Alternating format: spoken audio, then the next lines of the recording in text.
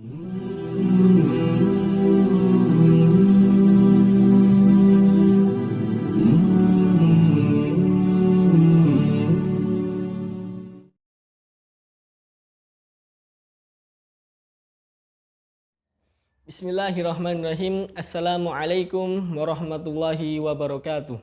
Alhamdulillahi rabbil alamin. Wassalatu wassalamu ala ashrafil anbiya'i wal mursalin wa ala alihi wa ashabihi ajma'in.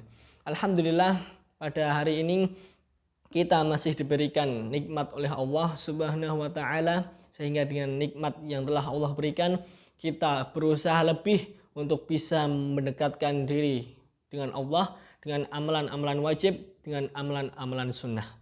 Tak lupa selawat serta salam kita curahkan kepada Nabi besar kita, Nabi Muhammad sallallahu alaihi wasallam, dengan mengucapkan Allahumma sholli wa sallim wa barik ala nabiyyina Muhammad, sehingga dengan selawat yang kita ucapkan kita mendapatkan syafaatnya di hari akhir kelak.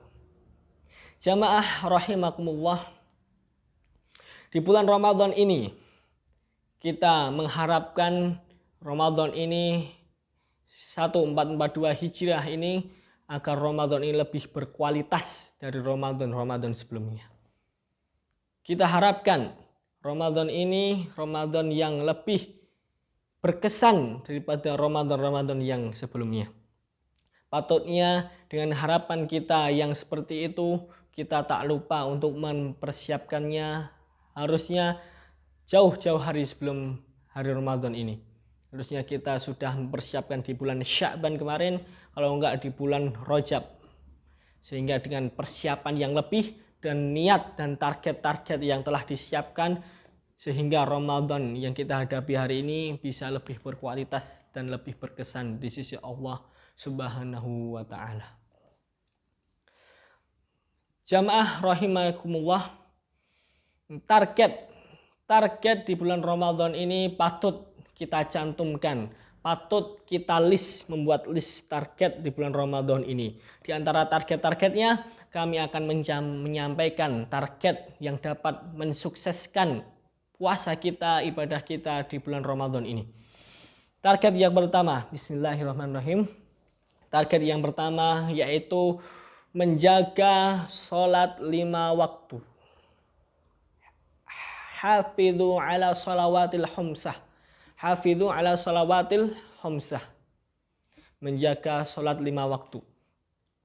Sholat 5 waktu kewajiban yang terbesar bagi orang Islam. Yaitu apabila orang itu sudah berani meninggalkan sholat secara sengaja, maka orang itu telah fasik ataupun kafir. Maka pentingnya kita dalam menjaga sholat 5 waktu ini, karena suksesnya urusan kita di dunia yaitu dengan penjagaan 5 waktu ini. Kita berhasil menjaga sholat 5 waktu, subuh, zuhur, asar, maghrib, isya, kita jaga dengan sempurna tanpa menunda-nunda, tanpa mengabaikan dan menyepelekan. Insya Allah urusan kita apapun yang kita hadapi akan terselesaikan. Apapun jabatan kita, kalau kita meninggalkan sholat 5 waktu, maka itu akan awal kecelakaan kita di karir kita atau di jabatan kita. Na'udzubillah min dzalik. Salat 5 waktu patutnya kita harus memegang erat salat 5 waktu ini. Jangan sampai salat kita 5 waktu ini tertunda-tunda. Bahkan salat kita yang rumah kita itu dekat sama masjid, tapi kita malah memilih salat di rumah. Tapi rubahlah itu. Ini bulan Ramadan, bulan yang mana di dalamnya penuh fadilah-fadilah yang telah Allah siapkan bagi hamba-hambanya, maka kita merubah kebiasaan kita dari sebelum Ramadan sampai Ramadan ini, kita harus merubahnya lebih baik. Amalan yang pertama. Yang kedua yaitu puasa Ramadan sendiri. Puasa, salah satu puasa yang diwajibkan oleh Allah. Ya ayyuhalladzina amanu kutiba alaikumusyamu kama kutiba alal ladzina min qablikum la'allakum tattaqun. Di ayat ini ada 3 poin. Yang pertama, ya ayyuhalladzina amanu, bagi orang-orang yang beriman, yang merasa percaya sama Allah, bukan hanya sekedar informasi, tapi percaya. Dan kepercayaan itu berkonsekuensi untuk menjalankan apapun yang Allah perintahkan dan Allah larang. Kutiba alaikumusiyam, telah diwajibkan puasa bagi orang-orang yang percaya, orang-orang yang beriman untuk berpuasa. Puasa apa? Puasa Ramadan. La'allakum, apa tujuannya? La'allakum tattaqun, agar bertakwa. Jadi ketika orang itu sudah berani meninggalkan puasa Ramadan, dianggap remeh, ataupun orang itu mampu untuk berpuasa Ramadan, tapi dia itu menganggap, alah puasa Ramadan nanti mudah, tinggal nggak usah puasa, di akhir Ramadan bayar fidyah selesai. Nah, tapi bukan itu. Dari puasa itulah kita bisa mendapatkan pembelajaran. Belajar bagaimana orang-orang di pinggir jalan sana mengalami kesusahan makan. Bagaimana orang di pinggir jalan sana makan 2 hari sekali, 1 hari sekali, ataupun tidak makan selama seminggu tapi masih bertahan. Nah, kita diminta oleh Allah agar bisa belajar dan bisa merasakan nasib yang dirasakan oleh orang-orang yang di pinggir jalan yang kita ketahui.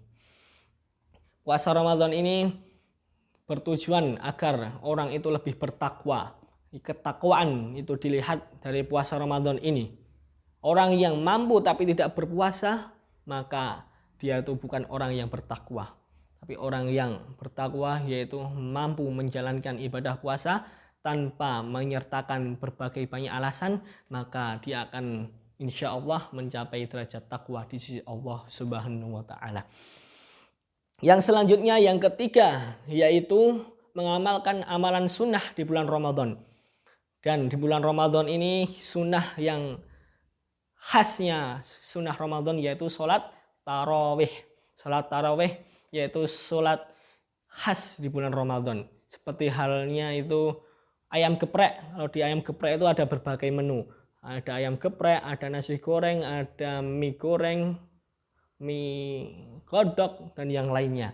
Tapi di ayam geprek itu yang paling khas yaitu geprekan ayamnya itu. Seperti halnya bulan Ramadan. Bulan Ramadan yang paling khas yaitu sholat tarawihnya itu. Kalau di masyarakat Indonesia ini sholat tarawihnya.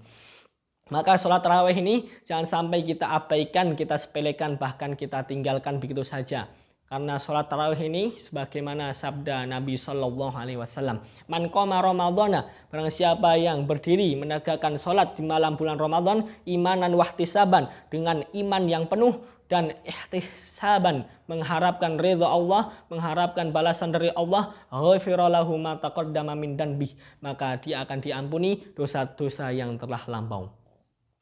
Itu adalah amalan sholat tarawih. Dan banyak amalan yang lainnya yang bisa dikerjakan di bulan Ramadan. Sholat sunnah rawatib, sholat duha, sholat syuruk, sholat isyraq, sholat sunnah wudhu, sholat tahiyatul masjid, dan sholat-sholat lainnya.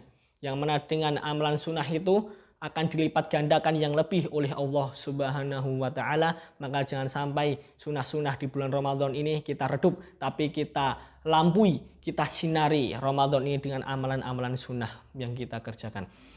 Yang terakhir yaitu yang keempat, yaitu senantiasa bersedekah di bulan Ramadan ini. Jangan sampai sedekah hanya pengajian ketika kita ikut pengajian, tapi di bulan Ramadan ini momentum yang sangat besar untuk bersedekah. Sebagaimana Nabi SAW ketika sebelum Ramadan itu sedekahnya itu sangat rutin sekali. Di bulan Rajab, di bulan Sya'ban itu sangat rutin dan kontinu. Dan ketika masuk bulan Ramadan, sedekahnya Rasulullah itu seperti angin sepoi-sepoi. Angin sepoi-sepoi. Ibaratnya itu sebagaimana angin sepoi-sepoi yang selalu mengangini kita sehingga mendapatkan kesejukan dan manfaat dari angin tersebut. Maka dengan sedekah ini kita harus membuat target sedekah pagi, sedekah subuh, infak subuh. Maka kita bisa meniru celengan anak-anak kita. Kita nanti ke toko beli celengan kecil yang terbuat dari plastik ataupun dari tanah. Kita beli, kita niatkan setiap pagi sebelum sahur ataupun setelah sahur ataupun setelah subuh, kita niatkan infak, sedekah, masukkan celang itu, kita simpan selama 30 hari. Nanti hari ke-29 baru kita buka. Kita hitung hasilnya berapa. Hasil itulah kita nanti akan sedekahkan, kita donasikan, kita infakkan kepada fakir miskin di sekitar kita, pada anak yatim yang kurang mampu, yang pengen beli baju baru tapi belum bisa untuk membelinya, yang pengen merasakan manisnya sirup marjan tapi belum bisa untuk membelinya, maka kita dengan sedekah yang kita lakukan setiap subuh itu, kita donasikan, kita infakkan pada fakir miskin terdekat kita. Barakallahu li wa lakum. Aqulu qouli hadza wa astaghfirullah li wa lakum. Semoga ini bermanfaat bagi kita semua. Jadi Ramadan ini jadikanlah Ramadan yang berkualitas di sisi Allah dan terkesan dari Ramadan yang menjadi bekal kita ketika mati kelak. Sehingga dengan amalan-amalan yang kita kerjakan tadi bisa menjadi kendaraan kita menuju surga Firdaus yang Allah beri siapkan kepada kita semua. Mungkin cukup ini. Billahi taufik wal hidayah. Wassalamualaikum warahmatullahi wabarakatuh.